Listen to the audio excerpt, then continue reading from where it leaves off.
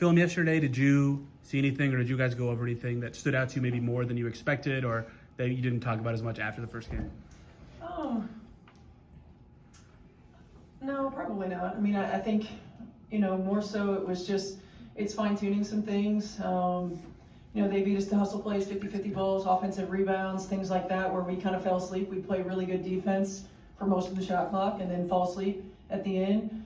And I thought if you look at the numbers and if you look at how we defended, we gave ourselves a chance. We got to make shots.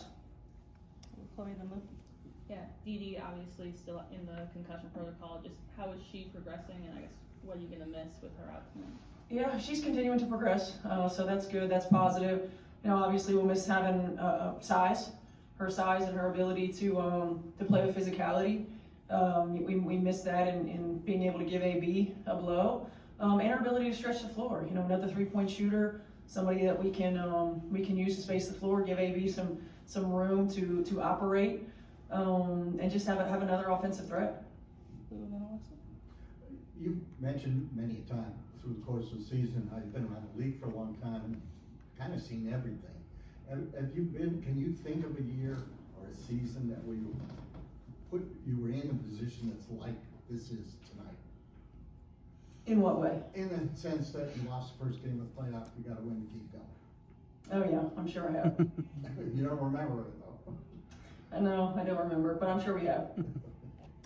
Kind of off that point, you guys have been used to having your backs against the wall most of the season in one way or another. Does it kind of feel like maybe all of that experience, I would say, prepared you for a moment like this? Because you have plenty of veterans too that have been used to it, but how do you feel like that could maybe, that urgency or that needing to play in like these really important games that you must win will help tonight?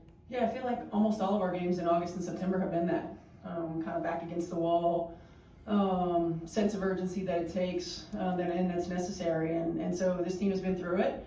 So I do think that that's helped us or will help us in moments like this for sure.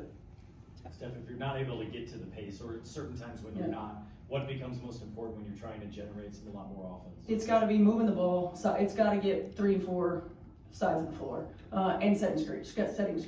We have, when you look at the numbers, anytime we made contact on screens, we were able to at least create high shot quality.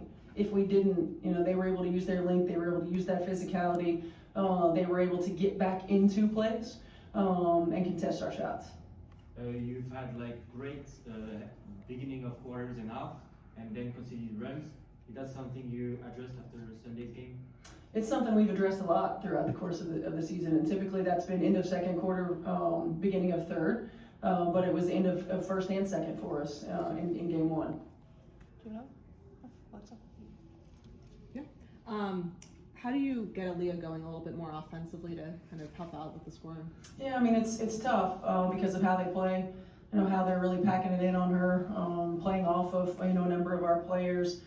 The way we really get space for her is to make shots. I thought we had a lot of really good looks that didn't fall for us. Certainly, we've talked a lot about the fact that she's really impacted by who we don't have on the floor. But we've also got to be willing to get to the third and fourth action and try to get her on the move a little bit more as well. You referenced the experience in fighting back in these adverse situations in the past throughout the season. Does that give kind of a unique sense of confidence compared to past experiences when you're in this spot-based elimination game? No, I think anytime you've had experience in moments like this, where your back's against the wall, where there is a sense of urgency, I think any bit of that experience is helpful. There's a certain desperation that has to come with how you play every possession. I didn't feel like in game 1 we played with that desperate, mentality that we needed. Particularly when you look at 50-50 balls, when you look at how many times we didn't get inside the 3-point line for a defensive rebound and the ball hit the floor and they were able to get it. There's got to be a desperation that you play with and a sense of urgency that you play with at all times. We didn't have that consistently for 40 minutes in game 1. I expect us to have it here tonight. So you mentioned that sense of urgency. Is there something like leave it all out with no regrets tonight? I hope so, yeah.